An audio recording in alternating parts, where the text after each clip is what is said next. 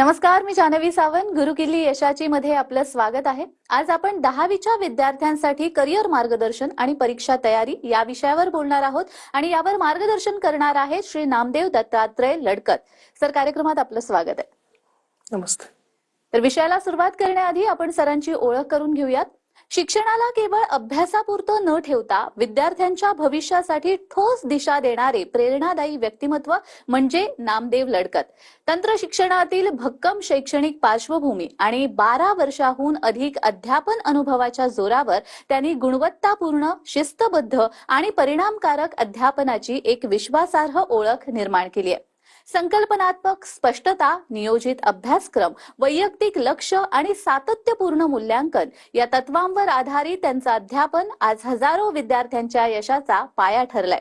याचाच ठोस परिणाम म्हणून चालू वर्षी 150 पेक्षा अधिक विद्यार्थी नामांकित इंजिनिअरिंग कॉलेजेसमध्ये निवडले गेलेत, तर 20 पेक्षा अधिक विद्यार्थ्यांनी MBBS, BAMS, BDS अशा शासकीय वैद्यकीय अभ्यासक्रमांमध्ये यशस्वी प्रवेश मिळवलेला आहे.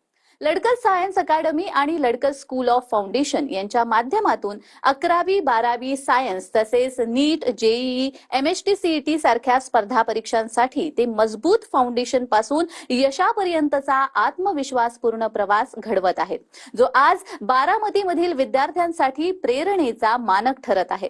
चला तर मग जाणून घेऊयात 10वीच्या विद्यार्थ्यांनी नेमकी कशी तयारी करायला हवी. सर, लडकत सायन्स अकॅडमी बद्दल पहिल्यांदा मी विचारेन की या अकॅडमीचं प्रोफाईल काय आहे आणि ही संस्था विद्यार्थ्यांसाठी कशा पद्धतीने काम करते. नमस्कार. प्रथमतः मी TV9चे आभार, त्यांनी मला इथं बोलवलं आणि त्याचबरोबर आज समस्त जे महाराष्ट्रातील विद्यार्थी व पालक आहे त्यांना मी हेच सांगू इच्छितो की 10वी हा जो महत्वाचा पाया आहे, या पायानंतर जे पुढील शिक्षण आहे ते शिक्षण अतिशय महत्वाचे ठरते. आणि या संदर्भात जे आज मी तुमच्या समोर बोलणार आहे त्यामधील महत्वाची गोष्ट अशी की लडकत सायन्स अकॅडमी व Ladkat school of foundation Baramati ही संस्था बारामतीमध्ये कार्यरत आहे. याच्यामध्ये आम्ही नीट, JEE आणि MHT-CET याचं पूर्णपणे एज्युकेशन देतोय. ज्या पूर्व परीक्षा ज्या आहेत या परीक्षांच्या माध्यमातून मेडिकल व इंजिनिअरिंग कॉलेजेस या ठिकाणी विद्यार्थ्यांना प्रवेश मिळत असतो. हा प्रवेश घेत असताना त्यांचं जे पायाभूत एज्युकेशन आहे, फिजिक्स, केमिस्ट्री, मॅथ्स, बायोलॉजी याचा पूर्णपणे पाया भक्कम करून त्यांना कॉम्पिटेटिव्ह एक्झाममध्ये कशा पद्धतीने बेस्ट स्कोर करता येईल या अनुषंगाने आम्ही बारामतीमध्ये 11वी व 12वी सायन्सच्या विद्यार्थ्यांना पूर्णपणे मार्गदर्शन करतोय. खूप स्तुत्य उपक्रम आहे तुमचा. सर, 10वी, 12वीच्या परीक्षा आता येऊ घातलेल्या आहेत, अगदी जवळ आलेल्या आहेत. शाळांमध्ये प्रिलिम्स सुद्धा सुरू झाल्या असणार आहेत. तर 10वीच्या आणि 12वीच्या विद्यार्थ्यांनी बोर्ड परीक्षेची तयारी कशा पद्धतीने करायला हवी. 10वी आणि 12वीच्या विद्यार्थ्यांनी आता जर आपण बघितलं तर आता जानेवारी महिना सुरू आहे आणि पुढच्या महिन्यामध्ये साधारणपणे फेब्रुवारीपासून आपल्या एक्झाम सुरू होत आहेत. जसे की आपल्याला सगळ्यांना माहिती आहे की आतापर्यंत आपल्या ज्या काही सिलेबस झालेला आहे, पोर्शन झालेला आहे, तो मग 10वीचा असेल किंवा 12वीचा असेल, या पोर्शनमध्ये विद्यार्थ्यांनी याचं अवलोकन करणं आवश्यक आहे की माझे पूर्णपणे लेसन्स किती आहेत. सपोज जसे की आपण म्हटलं की त्याच्यामध्ये मॅथ्स आहे, सायन्स आहे, काही लँग्वेज सब्जेक्ट्स आहेत, SST आहे. या सर्व विषयांचा अभ्यास करताना आपल्याला मुख्यत्वे त्या विषयामध्ये असणारे पूर्ण इंडेक्स म्हणजेच अनुक्रमणिका ज्याच्यामध्ये आपण पूर्ण लेसन्स बघतो आणि हे जे लेसन्स आहेत या लेसन्समध्ये किती लेसन्स माझे स्ट्रॉंग आहेत आणि किती लेसन्स माझे वीक आहेत हे प्रथमतः विद्यार्थ्यांनी एका डायरीमध्ये लिहून ठेवायचं आहे. हे ठेवल्यानंतर त्याच्यामध्ये आपल्याला महत्वाची गोष्ट काय, मला असं वाटतं की जे वीक लेसन्स आहेत ते वीक लेसन्सवरती आपण proper from the first line तो लेसन आपण रीड केला पाहिजे. ते वाचन करत असताना त्याच्यामधले जे इम्पॉर्टंट पॉइंट्स असतील, फॉर्म्युलाज असतील, की पॅरामीटर्स असतील, त्या पॅरामीटर्स आपण रफ नोटबुकमध्ये नोट डाऊन करून मग त्याच्यामध्ये आपण त्याचा अवलोकन करून त्याच्यावरती आधारित प्रश्न आपण रिवाइज केले पाहिजेत. हे करत असताना सगळ्यात महत्त्वाचं म्हणजे आपण पर डेचं प्रोफाईल ठरवलं पाहिजे. पर डे मध्ये आपण किती वेळ त्या विषयाला देऊ शकतो. जसं की आपण म्हटलं की मॅथ्स आहे, मॅथ्समध्ये आपण जर बघितलं तर साधारणपणे जे लेसन्स आहेत त्या लेसनमध्ये आपल्याला कोणते असे टॉपिक आहे जे टफ जातात, मग त्या टॉपिकचं पूर्णपणे अंडरस्टँडिंग करून मग आपण त्याच्यामध्ये जे क्वेश्चन्स आहेत ते क्वेश्चनची प्रॅक्टिस करणं आवश्यक आहे. हे करत असताना आपण त्याचबरोबर जे पाठीमागील जे प्रश्नपत्रिका आहेत त्याला आपण म्हणतो प्रिव्हियस इयर क्वेश्चन्स. जसे की आपण म्हणतो की 10वी आणि 12वी मध्ये ज्या previous last 5 year question paper आहेत त्या क्वेश्चन पेपर त्या विद्यार्थ्यानं बघणं आवश्यक आहे. त्याचबरोबर टॉपिक वाईज वेटेज देखील लर्न करणं आवश्यक आहे. याचबरोबर त्या पूर्ण क्वेश्चन पेपरमध्ये कशा पद्धतीने पॅटर्न आहे, जसं की क्वेश्चन फर्स्ट काय आहे, क्वेश्चन सेकंड काय आहे, सेक्शन ए सेक्शन बी काय आहे, ह्या सगळ्या गोष्टींचा विचार करून मग त्या टॉपिकचा अभ्यास त्यानं करणं आवश्यक आहे. हे सगळं करत असताना त्यानं पूर्ण एक जो आठवडा आहे त्या एका वीकमध्ये त्या विद्यार्थ्यानं कशा पद्धतीने मी मॅक्झिमम टॉपिक आणि लेसन कव्हर करू शकतो आणि त्याच्यानंतर मी त्याच्यावरती आधारित प्रश्न कसं सोडवू शकतो ह्याचं नियोजन अतिशय आवश्यक आहे. आणि याच बरोबर हे सगळं करत असताना देखील आपले जे काही हेल्थ आहे ते हेल्थ पण त्यानं जपणं अतिशय महत्वाचं ठरतं. अगदीच. 10वी आणि 12वीच्या बोर्ड परीक्षेची तयारी कशी करावी हे तुम्ही सांगितलंय. मात्र 10वी हा करिअरचा पहिला टप्पा म्हणायला हरकत नाही, कारण इथून आपण निर्णय घेतो, पालक निर्णय घेतात की पुढे आपल्याला काय करायचं, आपल्याला 11वी 12वी करायची आहे की आपल्याला आणखी कोणता डिप्लोमा करायचा आहे. तर 10वी नंतर करिअरच्या काय संधी आहे याविषयी काय मार्गदर्शन कराल? ऍक्च्युली जर आपण बघायचं झालं तर भारतीय जी शिक्षण व्यवस्था आहे त्याला आपण म्हणतो एज्युकेशन सिस्टम मध्ये असं आहे की 10वी पर्यंत आपण एक जनरली सगळे कॉमन सब्जेक्ट्स घेऊन बसत असतो आणि कॉमन सब्जेक्ट नुसार आपण नंतर डिवाइड होतो की आम्हाला कोणत्या कोणत्या क्षेत्रामध्ये जायचं आहे. हे सगळं करत असताना अतिशय महत्वाची बाब जी आपल्याला ठरते ती म्हणजे काय आहे की 10वी नंतर जे माझ्याकडे जे फील्ड्स आहेत ते फील्ड्स चॉईस करणं आणि त्यानुसार मग त्या फील्डमध्ये करिअर करणं. आता हे करत असताना सगळ्यात महत्वाची बाब जी आपल्यासाठी महत्वाची आहे, जसं की आपल्याला माहिती आहे की 10वी नंतर आर्ट्स, सायन्स, कॉमर्स, त्याचबरोबर डिप्लोमा, त्याचबरोबर इतर काही कोर्सेस आहेत. या कोर्सेस मध्ये आपल्याला ऍडमिशन्स मिळत असतं. आता हे करत असताना त्या विद्यार्थ्यानं किंवा त्याच्या पालकानं त्याच्या पाल्यामध्ये असणारे जे काही गुण आहेत किंवा त्या विद्यार्थ्यामध्ये जे काही पॅशन आहे, त्या विद्यार्थ्यामध्ये जे काही करिअर करण्याची जे काही त्याची उमेद आहे ती उमेद ओळखली पाहिजे आणि त्याचं जे फील्ड आहे ते फील्ड ओळखून मग आपण पुढं पाऊल ठेवलं पाहिजे. असं करत असताना मला असं सांगावंसं वाटतं की आता जे टेक्नॉलॉजिकल फील्ड आहे, आपण म्हणतो की आर्टिफिशियल इंटेलिजन्स हे जे काही जग आहे याच्यामध्ये आपल्याला फास्ट टेक्नॉलॉजी ग्रास्प करून आपल्याला त्यानुसार पुढं जावं लागणार आहे. हे करत असताना आर्ट्समध्ये आपल्याला थोड्याशा एक लिमिटेड संधी उपलब्ध बघायला मिळतात, कारण याच्यामध्ये आपण जे काही कलागुण क्षेत्र आहे, कला क्षेत्र आहे, याच्यामध्ये आपण वेगवेगळे विषय आहेत जसे की लँग्वेजेस आहेत, याच्यामध्ये आपण मास्टर्स करू शकतो. सो जर आपल्याला त्या क्षेत्रात खूप छानपैकी असा पुढं पॅशन म्हणून वर्क करायचं असेल, जसं की म्युझिक फील्ड आहे किंवा काही आपल्याला त्याच्यामध्ये निष्णात असं PhD करायचे, जसं मराठी आहे, हिंदी आहे, हे पण सब्जेक्ट खूप महत्वाचे असतात. अशामध्ये आपण आर्ट्स फील्ड चॉईस करून आपण त्याप्रमाणे करिअर करू शकतो. याबरोबरच कॉमर्स फील्डचा जर आपण विचार केला तर कॉमर्स फील्डमध्ये असं आहे की आपण बँकिंग असेल, मार्केटिंग असेल, त्यानंतर बिझनेस असेल, त्याचबरोबर जे काही वेगवेगळ्या संस्था आहेत याच्यामध्ये आपण एक कॉर्पोरेट जॉब म्हणून किंवा एक बेस्ट टू बेस्ट असं काउन्सिलर म्हणून देखील काम करू शकतो. हे करत असताना महत्वाचं असं आहे की कॉमर्स फील्डमध्ये आफ्टर दॅट CA फाउंडेशन म्हणजे आपण त्याला म्हणतो चार्टर्ड अकाउंटंट, की जो अतिशय महत्वाचा टप्पा ठरतो. सो याच्यामध्ये आपल्याला करिअर करता येऊ शकतं. आणि जर याच्या पुढे जाऊन आपण बघितलं तर सायन्स फील्ड अशी आहे की जी तुम्हाला खूप अशा मोठ्या संधी उपलब्ध करून देते. ऍक्च्युली याच्याबद्दल मला फार बोलायला आवडेल.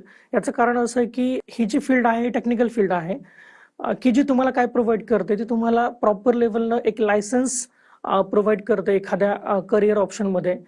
सेकंडरी तुम्हाला कॉर्पोरेट फील्डमध्ये देखील वर्क करता येतं. थर्ड तुम्हाला त्याच्यामध्ये अकॉर्डिंग बिझनेस करता येतो आणि फोर्थ त्या अकॉर्डिंग तुम्हाला एक चांगल्या पगाराची नोकरी देखील मिळते किंवा तुम्ही बऱ्याचशा कॉर्पोरेट फील्डमध्ये वर्क करू शकता. आणि याचबरोबर ज्या शासकीय नोकरी आहेत त्या शासकीय नोकरीमध्ये देखील तुम्ही एक चांगल्या प्रकारच्या संधी उपलब्ध होत असतात. हे करत असताना सगळ्यात महत्वाचं म्हणजे जसं की सगळ्यांना माहिती आहे की सायन्समध्ये आपण 2 ग्रुप घेतो, जसं की मॅथ्स ग्रुप आहे आणि सेकंड बायोलॉजी आहे. सो इंजिनिअरिंग आणि मेडिकल अशा 2 क्षेत्रामध्ये आपण याचं थोडं विभाजन करूयात. हे करत असताना जर आपण बघितलं तर ज्या विद्यार्थ्यांना खरंच असं वाटतंय की ठीक आहे मला इंजिनिअरिंगमध्ये करिअर करायचं आहे, तर अशा विद्यार्थ्यांनी आपण फिजिक्स केमिस्ट्री मॅथ्स घेऊन आपण पुढे गेलं पाहिजे. आणि ज्या विद्यार्थ्यांना असं वाटतं की मला मेडिकल फील्डमध्ये जायचं आहे, अशा विद्यार्थ्यांनी बायोलॉजी हा सब्जेक्ट घेऊन तो पुढे जाऊ शकतो. हे करत असताना सगळ्यात महत्त्वाची गोष्ट काय की असं नाही की फक्त त्याने इंजिनिअरिंग करावं, मेडिकल करावं. रादर दॅन मेडिकल फील्डमध्ये एंटर व्हावं, रादर दॅन दिस फील्ड आपल्याला बाकीचे भरपूर असे ऑप्शन्स आहेत. जसे की आपण BSc ॲग्री करू शकतो, जसं की आपण ॲग्री बिझनेस मॅनेजमेंट करू शकतो, आपण ॲग्री बीटेक करू शकतो, फूड टेक्नॉलॉजी आहे, फायनरी टेक्नॉलॉजी आहे, डेअरी टेक्नॉलॉजी आहे, याचबरोबर B फार्मसी आहे, D फार्मसी आहे, याचबरोबर हॉटेल मॅनेजमेंट आहे. अशा प्रकारे अशा भरपूर संधी ज्या आहेत त्या मुलांना अवेलेबल होत असतात. आणि एकट्या इंजिनिअरिंगमध्ये जर आपण बघितलं तर 25+ ब्रांचेस आहेत, ज्या ब्रांचेसमध्ये आपला जो विद्यार्थी आहे किंवा तो विद्यार्थी त्या ठिकाणी करिअर करू शकतो. सो अशा प्रकारे आपण जर बघितलं तर 10वी नंतर आपण मोस्टली या फील्डमध्ये एंटर करून एक बेस्ट लेवलचं जे करिअर आहे ते आपण मिळवू शकतो. आणि बरोबरच बऱ्याचशा पालकांना असं देखील वाटतं की 10वी नंतर आपण डिप्लोमा सारख्या पॅरलल कोर्सेसला का जाऊ नये. पण त्याच्यामध्ये काय होतं की डिप्लोमा कोर्सेस हे देखील खूप चांगले आहेत. सो ते जर पॅशन असेल तर तिथं तुम्ही जायला काही हरकत नाही. पण त्याच्यानंतर तुम्हाला MPSC UPSC सारख्या एक्झाम देण्यासाठी पुन्हा परत एक पदवी घ्यावी लागते. सो याच्यामध्ये बेटर तुम्हाला ठरतं की सायन्स नंतर तुम्हाला 4 वर्षाचे जे काही कोर्सेस आहेत ते केल्यानंतर तुम्हाला पदवी मिळते. आणि MPSC UPSC देऊन तुम्ही देखील जे काही राज्य शासन असेल किंवा सेंट्रल गव्हर्नमेंट केंद्र शासन असेल याच्यामध्ये तुम्ही एक शासकीय नोकरीमध्ये रुजू होऊ शकता. तर अशा पद्धतीने मी असं म्हणेल की पालकाने त्याच्या पाल्यामधल्या सगळ्या गोष्टी ओळखून एखादा काउन्सिलर जो आहे किंवा आपण त्याला म्हणतो समुपदेशक घेऊन त्याच्याशी कन्सल्ट करून त्यांनी ठरवावं की 10वी नंतर आपण कोणत्या फील्डमध्ये जायला हवं. अगदीच, म्हणजे 10वी नंतर कोणकोणते करिअरचे पर्याय आहेत याबद्दल तुम्ही सविस्तररित्या बोललात. आणि स्पेसिफिकली मी आता विचारेन की 10वी नंतर जर आपल्याला 11वी 12वी सायन्स मध्ये करायची आहे आणि PCB PCM जसं तुम्ही म्हणालात मगाशी, त्यातला एखादा गट निवडायचा तर तो नेमका कसा निवडावा? जसं की आता आपले जे काही 10वी नंतर आपण बघितलं सायन्स फील्ड आपण चॉईस केलंय, ओके, काही प्रॉब्लेम नाहीये. पण आता महत्वाचा मुद्दा जो आहे किंवा आमच्या पुढे पण त्या गोष्टी जेव्हा येतात तेव्हा म्हणजे पालकाच्या पुढे फार मोठं प्रश्नचिन्ह असतं की ठीक आहे सर, तुम्ही सांगताय की ठीक आहे त्याला 11वी 12वी सायन्स करू देत, काही प्रॉब्लेम नाहीये. पण त्याच्यामध्ये आम्ही कसं ठरवावं की मग मॅथ्स त्याला पाहिजे का मग त्या ठिकाणी त्यानं बायोलॉजी घेऊन पुढे जावं. तर सगळ्यात मी असं म्हणेल की मूळतः कोणत्याही विद्यार्थ्याने कोणतंही फील्ड निवडताना मला काय सोपं जातं, म्हणजे मला मॅथ्स सोपं जातं किंवा मला बायोलॉजी सोपं जातं, हे न ठरवता त्यानं मला पुढे काय करायचं आहे, मला कोणत्या क्षेत्रात करिअर करायचं हे ठरवावं. आता हे ठरवताना पालकांची धांदल उडते किंवा विद्यार्थ्यांची धांदल उडते की सर मग ठीक आहे तुम्ही म्हणताय मग कसं करायचं. तर याच्यामध्ये काय होतं की जेव्हा त्या विद्यार्थ्याला असं वाटतंय की मला एक वैद्यकीय निष्णात व्हायचं किंवा आपण त्याला म्हणतो डॉक्टर व्हायचं आहे. डॉक्टर होत असताना आपल्याला वेगवेगळे फील्ड्स आहेत, जसे की MBBS पासून अगदी फिजिओथेरपिस्ट पर्यंत आपण डॉक्टर होऊ शकतो. याच्यामध्ये त्या विद्यार्थ्याला आतून असं लहानपणापासून फील येत असेल किंवा आता देखील वाटत असेल की माझं स्वतःचं हॉस्पिटल असावं, मी एक वैद्यकीय क्षेत्रात काम करावं, मी रुग्णांची सेवा करावी, त्याचबरोबर माझं लाईफस्टाईल देखील तशा प्रकारचं असावं. निश्चितपणे अशा विद्यार्थ्यांनी कुठेही न बघता डायरेक्टली त्याने B ग्रुप निवडावा, ज्याला आपण म्हणतो फिजिक्स केमिस्ट्री बायोलॉजी.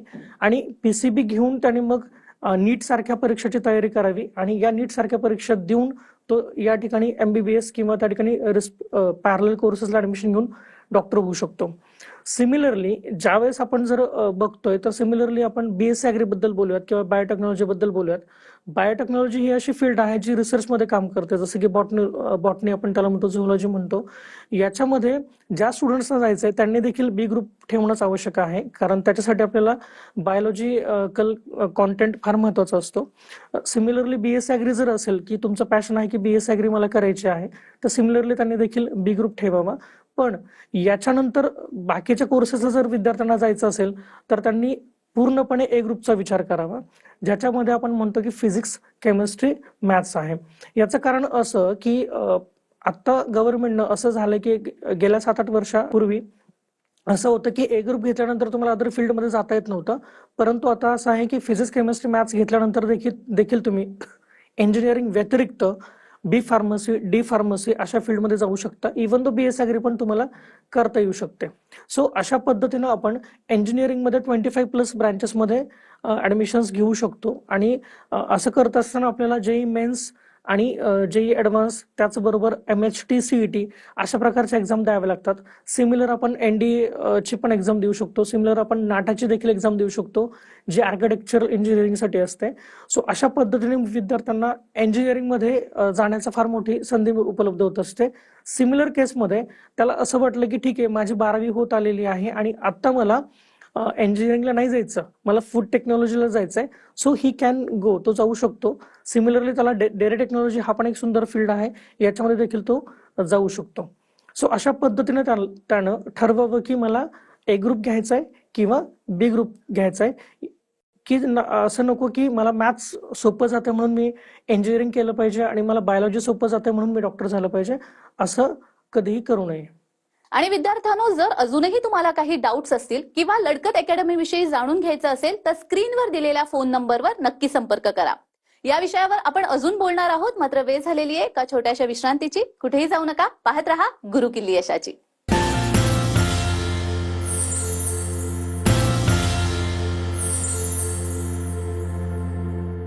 विश्रांतीनंतर सर्वांचं पुन्हा एकदा स्वागत आहे. आज आपण 10वीच्या विद्यार्थ्यांसाठी करिअर मार्गदर्शन आणि बोर्ड परीक्षेची तयारी या विषयावरती बोलतो आणि आपल्याला मार्गदर्शन करतायत नामदेव लडकत. सर, लडकत सायन्स अकॅडमीमध्ये नीट परीक्षा किंवा JEE CET सारख्या ज्या परीक्षा आहेत त्या परीक्षांची तयारी कशी करून घेतली जाते? या संदर्भामध्ये मी असं म्हणेल की लडकत सायन्स अकॅडमी बारामतीमध्ये आपल्या इथं जे काही स्टुडंट्स आहेत 10वी नंतर तयारी जे आपण करतो, यामध्ये मुख्यत्वे 1 एप्रिलपासून दरवर्षी बॅचेस आपल्या सुरू होत असतात. ह्या बॅचेस सुरू होत असताना यामध्ये 10वीची परीक्षा झाल्यानंतर लगेच बॅचेस सुरू झाल्यामुळे आपल्याला पूर्णपणे एक 24+ महिन्यांचा कालावधी मिळतो 12वीच्या नीट JEE CET परीक्षेपर्यंत. या कालावधीमध्ये आपण प्रथमतः पहिल्या महिन्यामध्ये पूर्ण फाउंडेशन कंडक्ट करतो.